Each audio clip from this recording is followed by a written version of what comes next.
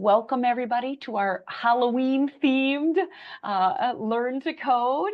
And I'm going to share my screen and Audra is going to kick us off. Yeah, Audra, why don't thanks. you go ahead. Yep, talk about yourself too. Sorry. Awesome. Thanks so much, Margaret. Yeah, thank you everyone for joining us today on this Friday midday. So my name is Audra. I am a campus director here at Tech Elevator. And not sure where any of you are in kind of your journey. Presumably, you're interested in software development. Maybe you're trying to decide if it's a career path that's right for you. Maybe you're interested in it as a hobby.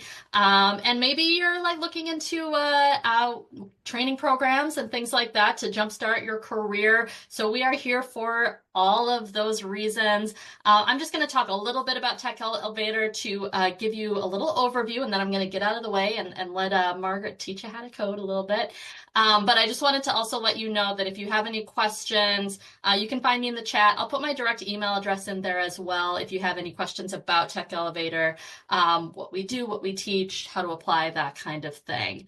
So if you could go to the next slide there, Margaret, I'll tell you a little bit about what we do. So here at Tech Elevator, we have two tracks that you can take depending on kind of what your situation is. We have our full-time 14-week boot camp that is like a full-time 9 to 5 Monday through Friday program. You're going to graduate in 14 weeks, and by the end of that program, you are going to be ready to pursue careers as a junior full stack software developer, which is just incredible.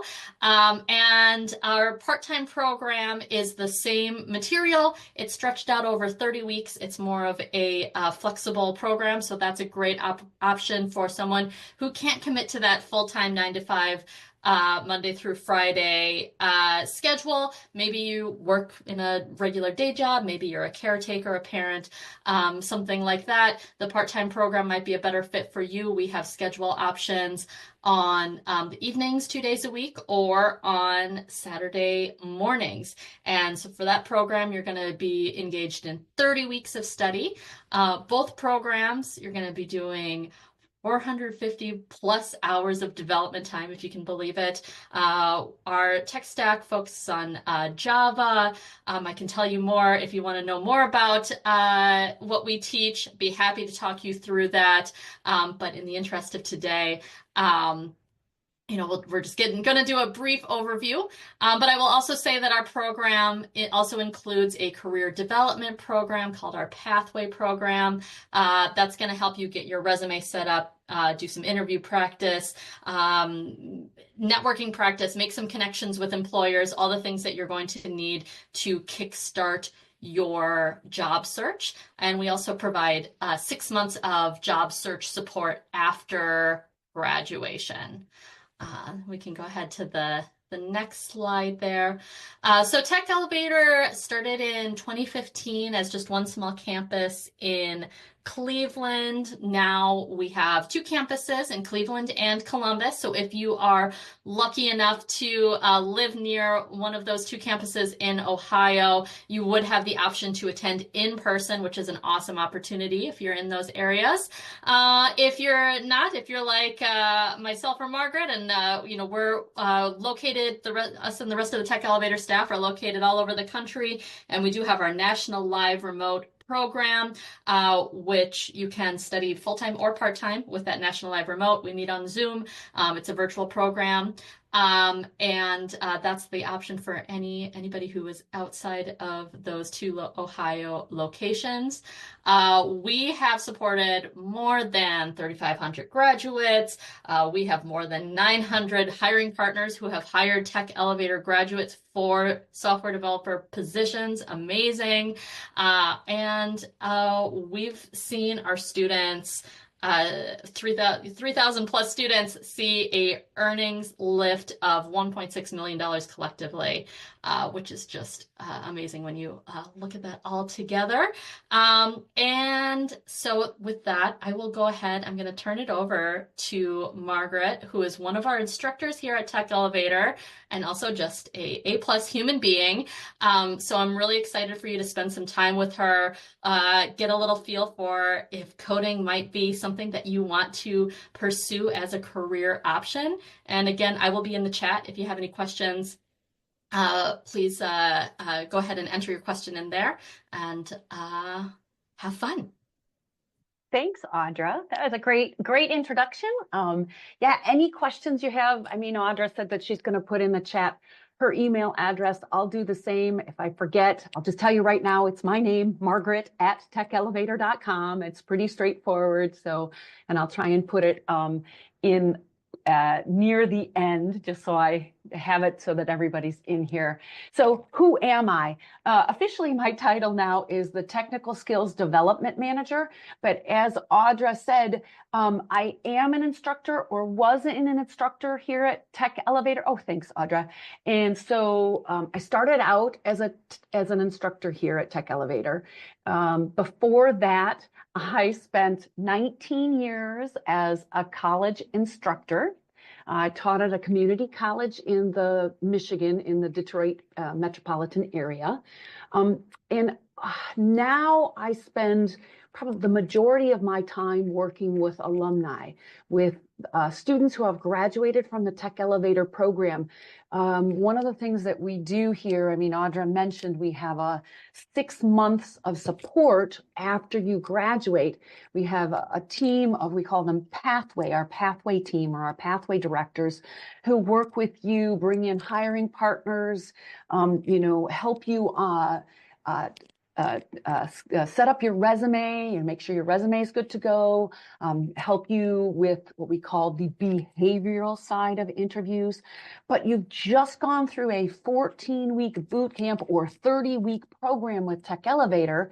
And so my job is to help help the stay on top of their coding skills. So I spend, the weeks going over, doing a little bit of review over what we've covered in the program. I also spend a lot of my time doing mock technical interviews, because that's a portion of an interview when you're interviewing for a technical position. A lot of times they just want to get a feel for what the company wants to get a feel for what you know technically. And so we spend a little bit of time on the whole technical side. The best part of my day here is when I step into a session working with both students and or alumni who are just eager to learn. I really should change that, because the best, what do I say? And my husband laughs at me when I say the bestest, right? The bestest part of my day is when I get that message from an alumni that they've just landed a role. I get really, really excited. I think we all do, right, Audra? Here at Tech Elevator, it's just like the best feeling ever when we've worked with a student and or an alumni. Yeah, right. And it's just, we just get so excited when we see that notification that they have just landed that role. Fun fact about me, this is getting a little bit old. I haven't run a marathon in 5 years, and chances are I'm never going to run another one. But I did just run 2 half marathons, both in September. The first one was planned, the second one wasn't, but that's okay. It was all good. I run with one of my daughters, my 31-year-old daughter, and I run quite a bit together. We always do a half marathon a year together. So, and she ran her first marathon, and my last one was in Maui. It was when she turned 26, because a marathon is 26 miles. And so she ran 1 mile for every year. Yeah, it was pretty cool. We had a lot of fun. Okay, but enough about me. Let's move on and talk about why we're here, right? Let's learn to code. What are we going to cover today? What are we going to talk about? So I want to talk about, just in general, what is code, right?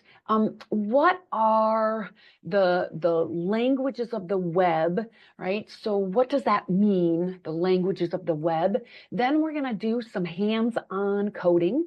And then I'm going to talk to you, Audra and I will talk to you about how, if you found this fun today, what do you want to do? How can you take it a little bit further? So, all right.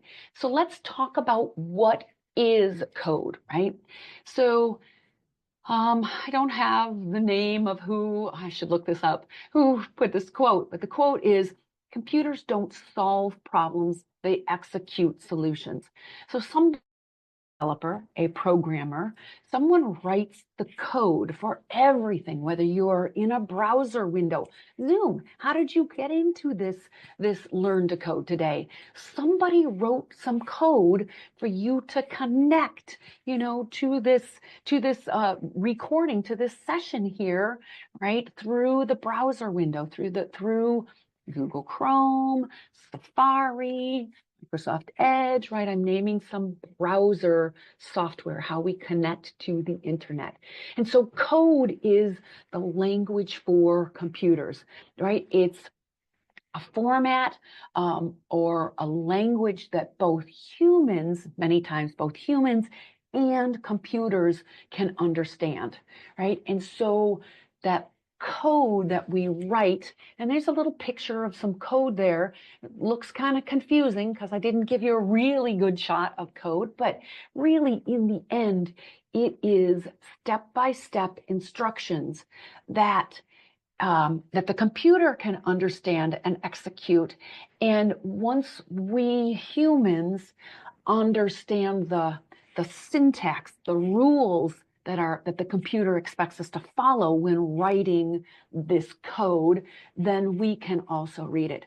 Think about writing a paper, right? If you were ever in school and you had to write a paper, we had certain rules you had to follow, such as usually have to have some kind of an introduction, and then you have the main part, and then you usually have a conclusion when you're writing that paper. And those are kind of the rules we follow in general. And the syntax would be things like, when you write a sentence, every sentence needs to have a noun, a verb, some extra words, right? So that's the syntax or the rules that we follow when we write sentences in our paper. Okay. So there are many different programming languages out there, and that's just like there are many different languages that are spoken, right?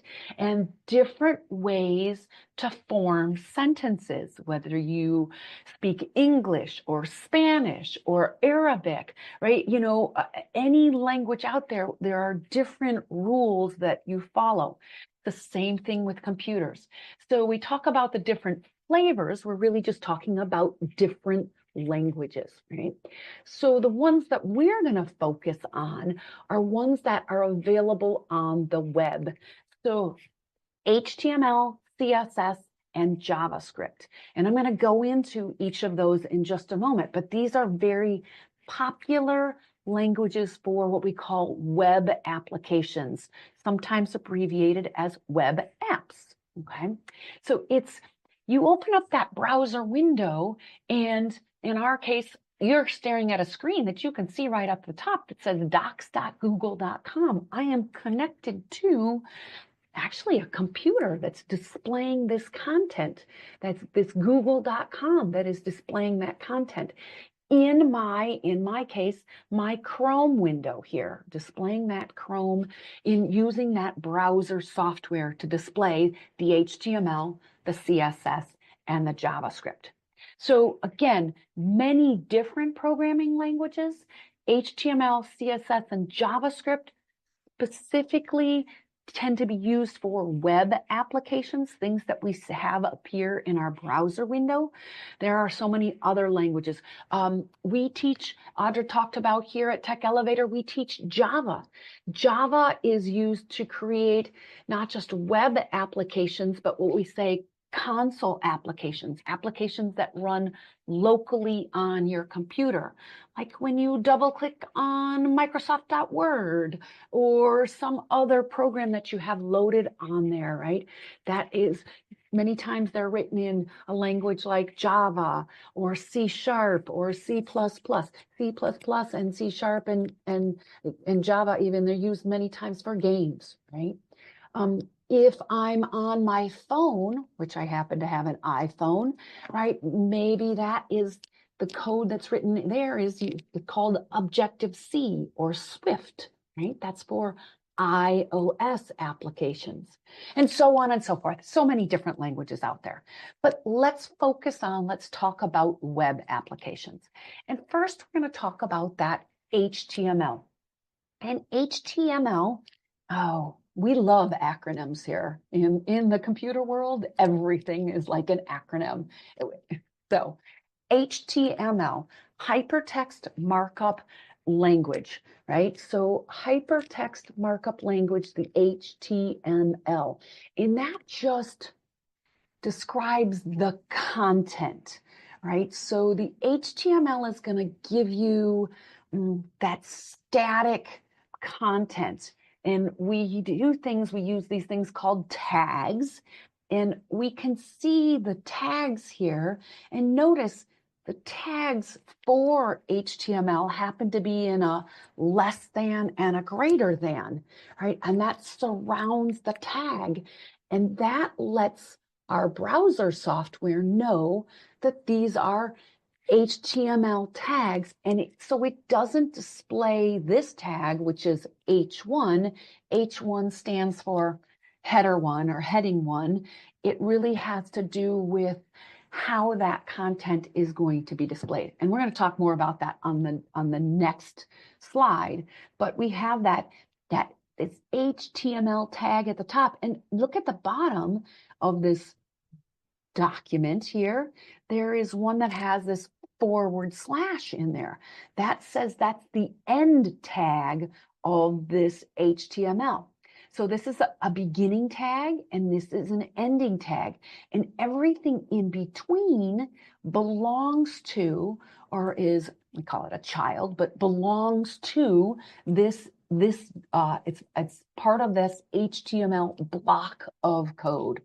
Okay, and so that HTML tag up there just tells the browser that this is an HTML document. And so this head section up here, notice there's another block in here that has head, and we see another HTML called title. And this just says that this head section it contains content in there that's displayed in the browser. It's more content about this HTML document, right? We call it metadata. It's kind of a special word, but that's really, you don't really need to know that. What you really need to know is what we're going to be doing is, well, actually, I'm going to be providing you with what's in the body. That body, that contains that web page's content, what will end up being displayed. And notice that in the body, everything, all that content is still in these HTML tags. H1, P stands for paragraph, and another P tag. Okay, so that's kind of just breaking down our HTML. Again, HTML is what the elements, what it is going to be displayed. And notice on this particular snippet of code, I don't have an H1, I have an H2. And an H2, again, heading 1 and heading 2, they just are telling our browser, like typically heading 1s are a little bit larger than heading 2s. And so that's just how the browser determines how to display it, okay? And then we have something on here, gosh, oh my, a div.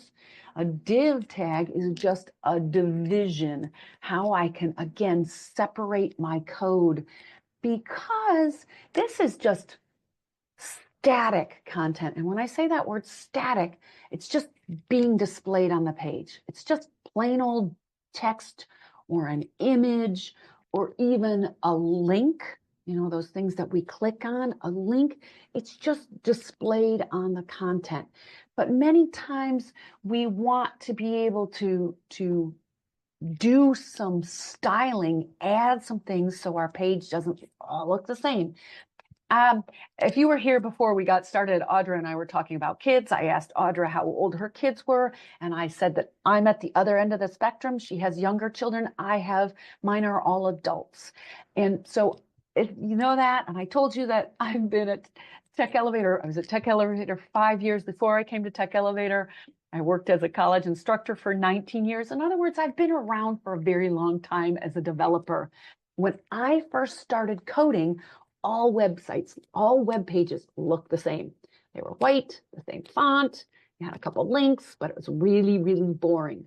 Well, obvious, if you've been, you go and you look at a site. I always use Amazon because Amazon has so many bells and whistles happening, right? Facebook, Instagram, lots of things happening, right?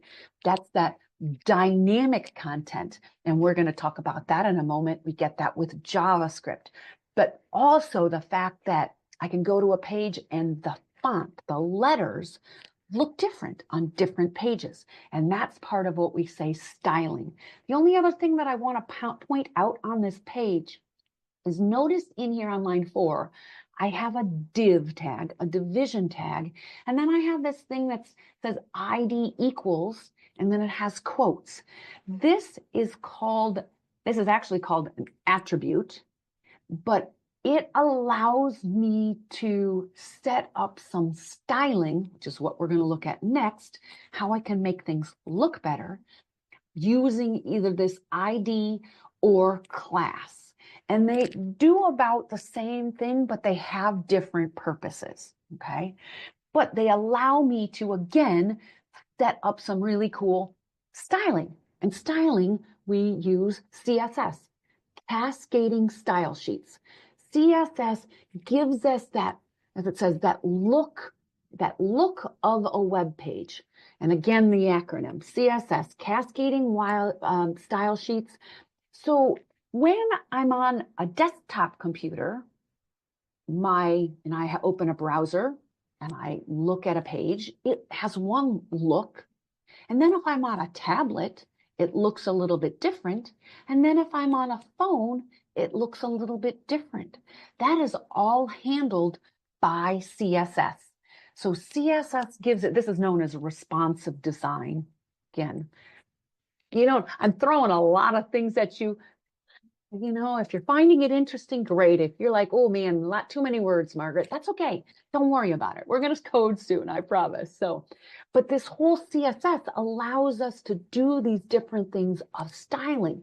We can create things called rules, and we're going to take a look at some code in just a minute where we have these things called rules based on those HTML, like the H1 or the H2, that let us apply some styles, some ways to make it look a little bit different. And we have what CSS rules look like. We have that H1, that HTML tag. It's called a selector. And then, the syntax or the rules that we follow when we're in CSS is this is a curly brace.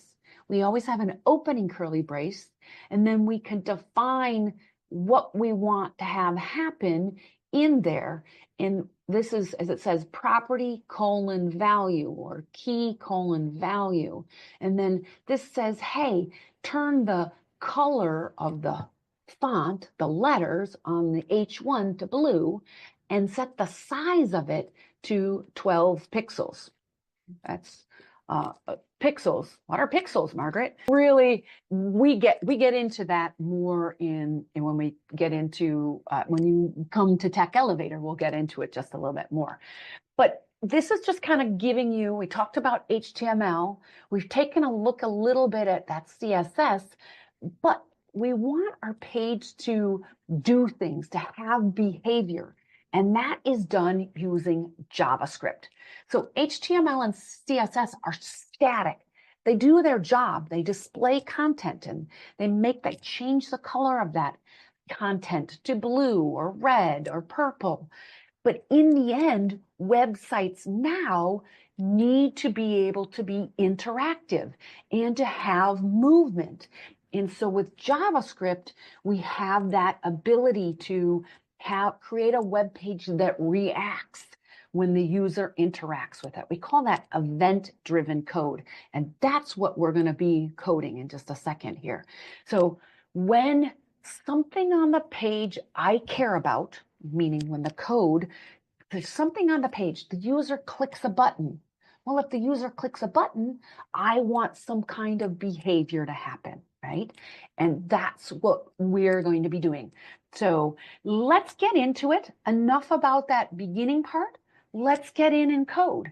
And so let me just real quick open this up, and I'm going to drop this link that's right up here. I'm going to drop this in the chat for you all so you don't have to try and, type it by hand. We are using an online program called CodePen, codepen.io, and you can see I have an account here at CodePen, and we create what are called pens here, and it's got some wonky little XXV LMVR that's for my pen or this particular page here. So you at the starting code here, and I have spelled out here in this HTML section all of that static content that's going to be displayed. Okay, then so notice we have 3 sections: HTML, CSS, and JavaScript. Okay, so I have an account. You do not have to create an account. When you've opened it in your browser, you're running your own version. But we're going to start coding, and as we start coding, if something happens and you make a mistake or something isn't working quite right, you can hit this little refresh button up here, and that will then load the code, because I'm going to be typing along with you, and I'm going to be typing here. And when you refresh, it will then grab the code that I am typing. Okay? Now, there are a couple little buttons in CodePen over here on the side. If you want to create an account, then you can click the save button, and then you'll be able to save your code. Okay, you can go through and code along with me, and at the end, if you want to create that account, you can do so. Notice I'm going to skip over the settings because we don't need to worry about the settings, but then there is this one right here, and this is change view. And notice if I click on it, it says, okay, so notice I have the HTML, the CSS, and the JavaScript across the top, but maybe on your monitor, it's better to have it on the left-hand side or the right-hand side. You can just click those buttons. I like to have it on the top, and if I want to, I can click this full page view and hide that content, right? So I can't see that, right? So now I can click back. So notice when I click that full page view, it's showing the code there. But when I click this view source code, it takes me back to where I was before with the different views, and I've got the 3 up there. Okay. Hey, remember in that code on the slides, we saw an H1, right? And I see that H1, there's an H1 starter tag, and then the closing wraps around this thing span here that has that, I called it an attribute, a class of score. That's because pretty soon, this version doesn't work, but pretty soon we can play this game, and when you start the game and click on the ghouls as they pop up out of the cauldrons, I want to be able to keep track of how many ghouls I've caught, how many I have whacked, right? Okay. So I also see in here, I see something from a font, fonts.google APIs. This is a really boring looking font, just not very exciting looking. And I talked about how when I first learned to code, everything always looked the same, right? It was all boring and such forth. Well, now we have the ability to use fonts that are, in this case, like Google Fonts, gives us some fonts that are fonts, just the way the letters look, gives us some online so we can change the way our pages look. It was fine in the late 90s for all the websites to look the same because there weren't a lot of websites. Now there are so many websites, you want it to look different, okay? Okay, so that's just some basic HTML, and I see down here I have this division with an attribute, a class that's game, and that wraps, and notice I have Cauldron 1, Cauldron 2, Cauldron 3, Cauldron 4, Cauldron 5, and Cauldron 6, because we have 6 different pictures up here of the cauldron, of what the ghouls, the ghosts are going to pop out of, okay? So that's our HTML. And also, I didn't show this to you before, but you can kind of drag, you can move. If you put your mouse on this little solid black line here, you can kind of resize things, which can be helpful for you as you're kind of going along. So now let's take a look at the CSS. So in this CSS here, right, I have some up here, right, the CSS up here is some general uh, uh, CSS styling here, okay? So right here up at the very top, this right here just says, hey, I want this to this reset this page to just go back to the basics. And you have to do that sometimes with web pages. We actually have to set it so that it goes back to the basics. And then this HTML, we don't see that tag over here in CodePen because CodePen gave us, remember on the slide where I pointed out that HTML tag? Well, that's really what CodePen is doing for us, wrapping all this content in this HTML. Again, I'm just setting some things. Hey, I'm going to comment this line of code out, line 8 here. To comment out the code, comment out means let's just hide it for a moment. And I can do that, and you can follow along by holding down the control key on your keyboard and a /. And then notice what happened. The color, my background color changed. I'm going to go back and set that back so that it goes back to that nice kind of orangey color. Good for Halloween, good and spooky for us, right?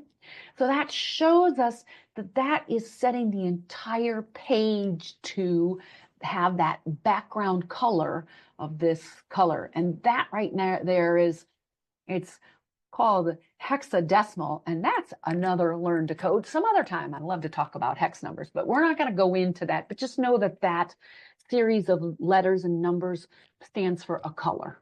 Okay. Okay. Now this Whack A Ghoul and the 0 and the start game, the button, they're way over here on the left-hand side.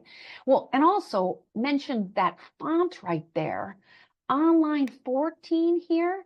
Notice how line 14 here is commented out. And I know it's commented out hidden because when I commented out 8, it kind of did this fade out and it put this /* and this */.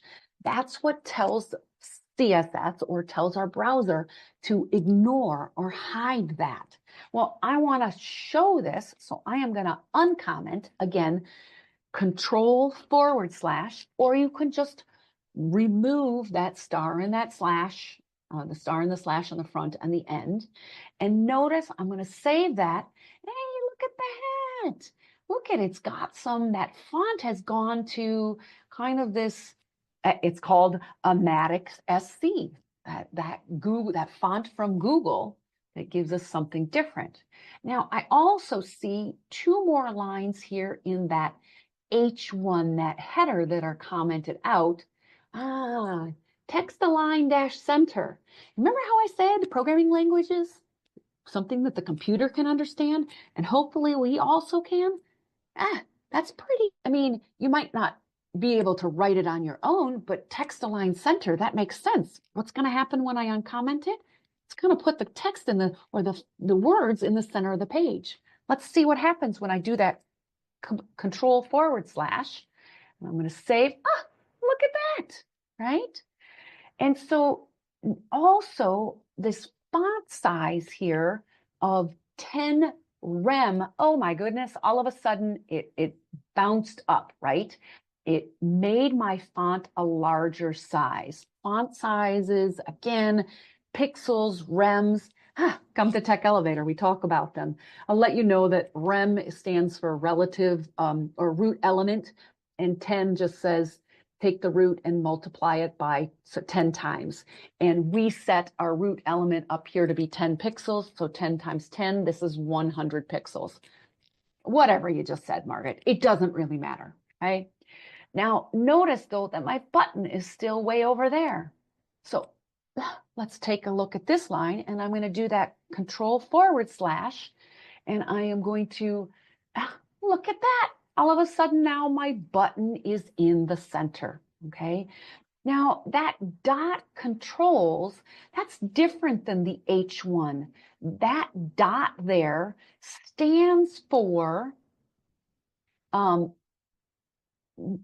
notice here in the HTML that that thing that I called an attribute, class equals controls.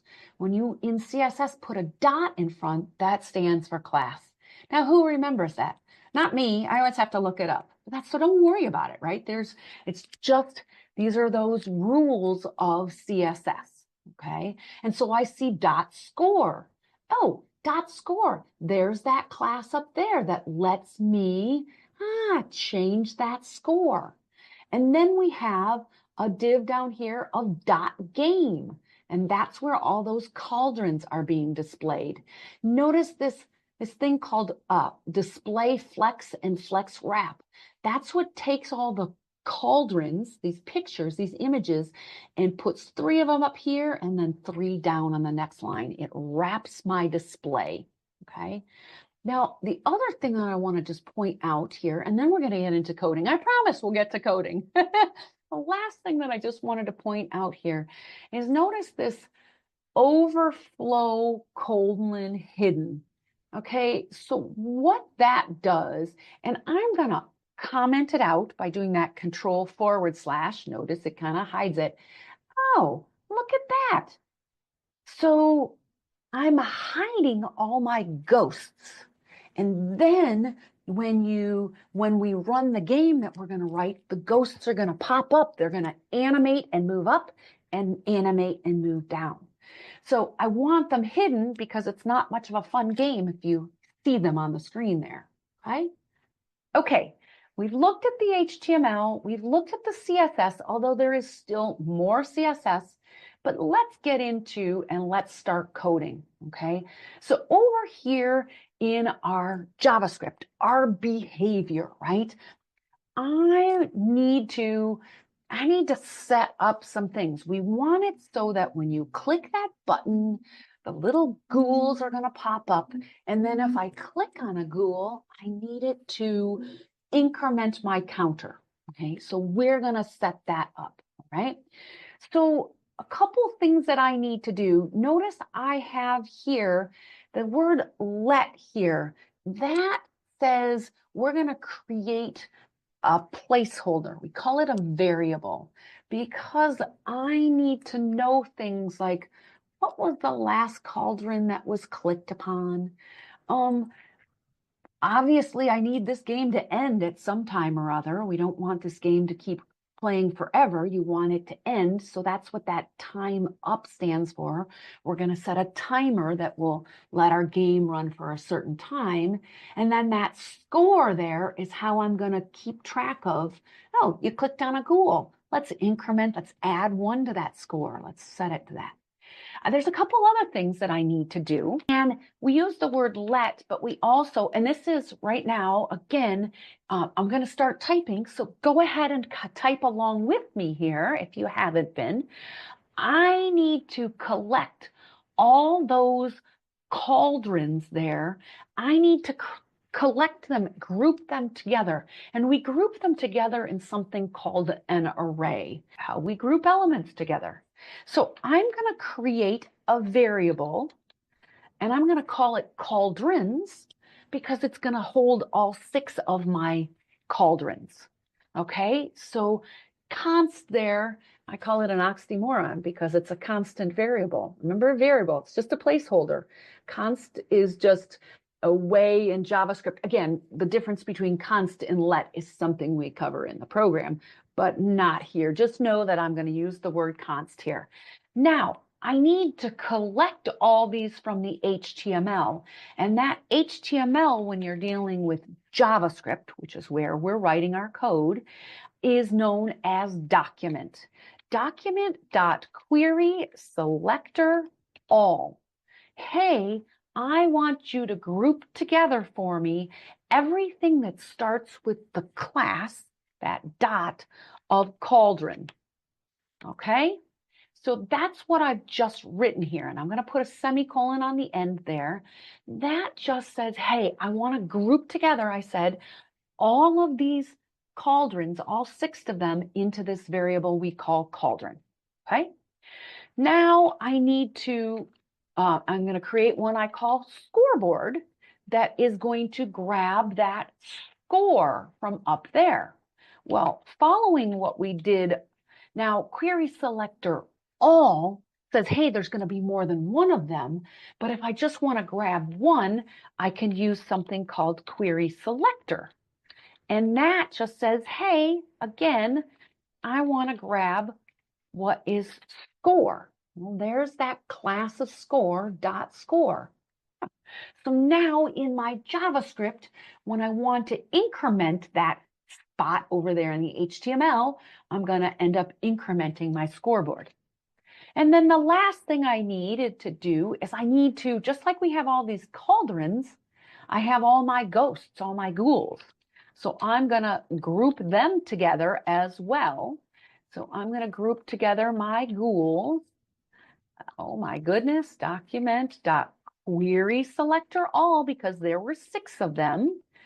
So, and again, I come into here, I can see there's that class of ghoul. So I'm going to do dot ghoul there. Oh, not Gould, right? Ghoul. Okay. Let me do a quick save. If you have anything that doesn't seem to be working right, doesn't seem to be right, remember you can hit that refresh button and grab the code that I have. Okay. Okay, there's a couple little things that we want to do. Number one, I want to randomly be able to different time frames have ghouls pop up so that it's not every second a ghoul pops up and drops down. So I'm going to create what's known as a function. A function is just a way for us to group code together. Okay. So, and I'm going to call that function random time. And when you write functions in programming languages, functions are also called methods, they're called subroutines, they're called modules. Again, it's just a way for me to group some code together under a name. So I always put parentheses after there. And sometimes I want to pass in some values. And so I'm going to pass in a value called min and a value called max. And when you call this function, I want it to return some random time interval. And this I'm going to do using the word return. And and again, give me just a second. Let me type this out. And then if you need to refresh, you can do that. And you'll get the code that I am writing. And I'll explain what's going on in just a second, plus min. So let me just hit that save button. And what I've just done is math.random. Oh, oops, I got a typo there. Sorry. Math.random, which is inside the parentheses here, returns for me a number between 0 and 1. Well, that's not very useful. We're talking milliseconds. But if I multiply that on the max minus the min, and then add the minimum value, I'm going to end up getting a number. Like if I pass in, min value of 0 and a max value of 10, I'm going to get a number in the end between 0 and 10. That's all this is doing for me, that function. Okay. Okay. Then, as I said, I want to randomly display a cauldron. Okay, so what I'm going to do in this function, again, a way for me to group code together. I don't want the same cauldron to display a ghoul, a ghost, over and over again. I want a ghost to pop up and then a different one. I'm thinking of the Whack-A-Mole game. I don't know. You all might be too young for the old Whack-A-Mole game. Maybe not. Maybe you ever went to an arcade and you got the little guy and you got to try and whack the mole. Well, we're going to do the same thing, but I want to have different, I want to have different ghouls or ghosts pop up, okay?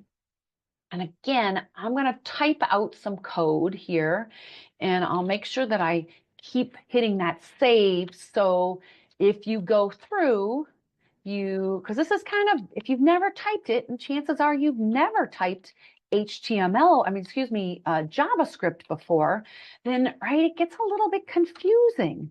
And so, and I'll explain in just a minute. Let me finish typing this out, .length, because sometimes I can't type and speak at the same time. So I am creating something. Remember up here, I said we needed a way to group all those cauldrons together. And so I created something and I called it an array. Well, in an array, I need a way of knowing, call it an index of which element in that array, in that grouping, which one are we looking at? Are we looking at the first one in there? Are we looking at the fifth one? And that's what this line right here is doing. This one says, hey, give me a random index of the next cauldron that I'm going to want to pop a ghoul or a ghost up out of, okay? And so let's go ahead and type in cauldron equals, and so I'm going to keep track of which one am I going to. So I'm going to use that index, and I'm going to say, hey, this is locally what I'm going to set my cauldron to, okay? And as long as the cauldron that I've just grabbed is not the same as the last one. And so what I'm going to do is I'm going to say, if the cauldron, that's English, right? If, and inside here, this is where I'm asking the computer, hey, does that cauldron, and notice there's 3 equals there, if it equals the last cauldron, right, then I want to choose a different one. I don't want to go with that one. I just want to return. So I want to call this function again. So I'm going to do that. I'm going to call this function again. If I could spell it right, cauldrons, and pass in cauldrons. Okay. You save that code because I'm getting into some code that, oh my gosh, you probably have not seen before. Okay, so that statement just says, hey, let's compare which one of these 6 little pictures have I just popped a ghoul up from. So then I want to keep track with that variable or that storage place. I want to keep track of which cauldron are we actually having a ghoul pop out of. And I do that by using that variable we had created at the top called last cauldron, and I'm storing in it the one that we're going to pop out of next. And then I need to, whoever calls this function, whatever the heck that means, we'll talk about that, I need to return that which one of those 6 ones we're going to be looking at. Save my code. Again, if you run into any issue, go ahead and just hit that refresh button, okay? All right, so there's 2 more functions we need to write. Actually 3, but that's it, okay? So the next one I'm going to write is, I need that ghoul or ghost to peep up. I need it to pop up, right? So I'm going to write a function called peep. And remember, function, it's just a way for me to group code together. And I am here, right, in this peep, I am going to create a random time. So I'm going to call that random time function that we wrote before, and I'm going to pass in 200 and 1,000. Ooh, I hope those aren't seconds, Margaret. No, they are milliseconds. Milliseconds, there are 1,000 milliseconds in a second. So I'm going from really, 2/100ths of a second to 1 full second. So I'm just changing, how long that ghost is going to pop up for. Okay. Now, the next thing I need to do is I need to call that other function that we wrote called random cauldrons. Okay, random cauldrons, where I'm going to pass in that grouping or array of cauldrons. Okay, that is going to return for me which new cauldron is the ghost or ghoul going to pop up out of. Okay, as long as we're not out of time. So, right, oh, this is getting a little bit more complicated to play this game. That's part of coding, right? Especially a game, we have to give our code, things like this if statement. As long as we are not out of time, so as long as time up is false, not out of time, I want to make that ghost pop up. Now, this part, it has to do with what's spelled out in the CSS. And if it weren't 1252, I'd probably take the time to show it to you. But I really want us to be able to get this game to work, okay? So what I'm going to do is type in cauldron.classList .add, and I'm saying I want you to add the word up. What this is going to do is it's actually going to run, as I said, some CSS code for me, okay? And then, excuse me, then I want you to run peep again, okay? So I want you to do this, okay? Now, oh, I missed something here. Sorry about that. So I forgot. I really need to have this code that I just put here, this code right here, needs to be inside of, and this is a JavaScript function, not something we're writing, something that's given to us called set timeout. So let me go ahead and write that and set timeout. And again, this is going to be something that, trust me, if you were in the program, we would spend time talking about, okay? And if you're coding along, I have to remove the closing curly brace. Those are those curly braces that you do shift next to the character P on your keyboard. So, and let me just save so you can just refresh if you want. I need to have inside that set timeout function, the cauldron, and I'm just going to, it doesn't really matter if it's indented, the program doesn't care, it just makes it a little easier to read. But then I need to pass in time, how much time that I want that to happen, okay? That is my function peep. Okay, so the next thing I need to do, and again, I just hit save, so if you refresh, you should see that code. All right. I want to be able to click that button, start game. So we need to have a function, start game, okay? And that start function game, I'm going to set a variable, that placeholder I call score. I'm going to set it to 0, but I'm actually going to grab from over in my HTML, I'm going to say scoreboard. When you start this game, what do I want you to do? I want you to start the game at 0, right? I mean, it'd be unfair if every time you hit start game, we just kept that score incrementing, adding more, right? So we're going to start over. I'm going to set time up to false, again, because I want my game to keep running. And I am going to run peep. Okay?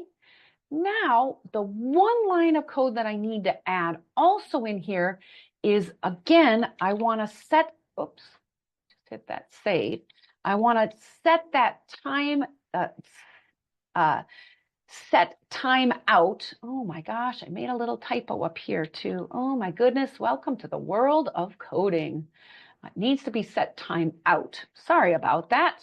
This time I remembered to add my call to that set time out function. And so, right, I'm going to set the timeout because I want to say in here, I'm going to do, we call this a fat arrow. It's the equal sign and the greater sign, greater than, where I'm going to, hey, what do I want to do? 10 seconds. I want the game to end. I want time up to go to true. That's really what that line does. Okay. Okay. One more function and we're done. Oh my goodness. Audra, I always take too long. Bonk. What happens when you click on that? When you click on a ghoul, I want to add one to the score.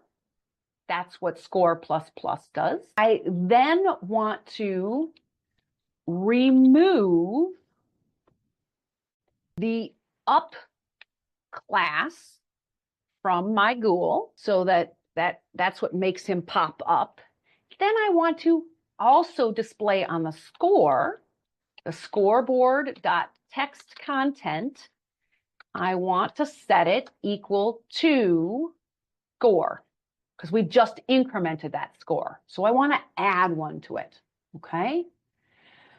We are done writing functions, but we do need to add one more thing, and that is for each of our ghouls, we need to add what's known as an event listener. Remember I said in JavaScript we need to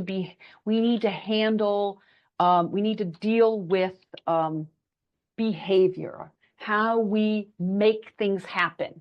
And so I am going to create this behavior that just says, hey, when for each ghoul, for each ghost in my array of ghouls, I want to add an event listener, and what do I want to have happen? When you click on it, I want to run that function called bonk. That's it. That's all I want to do, okay? All right, I'm going to save that, and let's see what happens. Now, I have that function. I just saved again, so if you want to hit that refresh, it should go ahead and refresh for us. Let's see what happens. Oops, I did something. Uh-oh, something happened. So I need to go through, and I'm going to spend just a moment here taking a look, because remember I said I made a typo, and so I probably have a small typo here. Audra, I know we have some finishing slides. Don't close your browser window. I'm going to shift back over. I'm going to let Audra, I'm going to take my screen and put it over here. And Audra, go ahead and finish up for me, please. Sure thing. So, if you've been having fun coding along today, I know I have. I think I probably made some mistakes in there, so I'm going to need to wait for Margaret's refresh. But if you've been having fun today and you want more, I would definitely encourage you to check us out on our website, see if Tech Elevator is a good fit for you. If you want to apply, it's as simple as starting with our aptitude test, which is not a coding test. It's just a test that tests your aptitude to be a developer. So these are going to be logic, problem solving type questions. I think it's kind of a fun test. So if you like those kinds of challenges, definitely give it a try. There's just a few questions to fill out on the application before moving on to scheduling a call with our team to make sure that it is a mutually good fit for all of us. And then you can go ahead and move on to enrollment. So looking at financing options and all of that good stuff. And before securing your seat and starting in either a 14-week full-time or a 30-week part-time boot camp. And if you're not able to stick around for longer, please do take note of our email addresses. I'll go ahead and throw them in again here. Go ahead and copy and paste those if you're going to leave the Zoom. Hope you can hang out here for a few more minutes of coding. And if you have any questions, I'll be able to hang out here for a little bit longer as well for any questions about Tech Elevator. And I'll give I'm it back to you, muted. Margaret, So if you're sorry ready. about that. Muted about that. I just pushed out so you can hit that refresh button again, and you should have code that works. I'll verify that in just a second. But before I finish up here, I do want to point out some resources for you. Um, um, Trying to remember which one this came from. I think this came from either Code Academy. I think it's Code Academy that the Whack-A-Mole game came from. So I did not come up with this content on my own, although I did come up with the pictures and turn it into a Halloween for you. Some really great coding tutorials. As Audra said, if you found this fun, they're freecodecamp.org. Really great content there. W3 Schools goes over HTML, CSS, and JavaScript, as well as, as Audra pointed out, come join us here at Tech Elevator. We'd love to have you. I just want to real quick verify that my code worked. If you need to go, no problem. Thank you so much for joining. And I am going to stop sharing for just a moment. Just verify that that code works. Let me just see. Oh, hey, I guess I could have showed you my game too, because you could see that for sure, right? Oh, I'm going to have to start over again because I'm already losing. Let me click that start button. Oh, oh, oh. See how it's random? Oh, oh, oh, oh, oh, I'm too slow with the mouse, Margaret. And that's it. I only gained 3. Oh my gosh, I hope you did better than I did. Thanks for attending, everybody. Love to hear you. Yep, cool. Have a great day. And like Audra said, feel free to reach out to us all. All right. Thanks for joining us, everyone.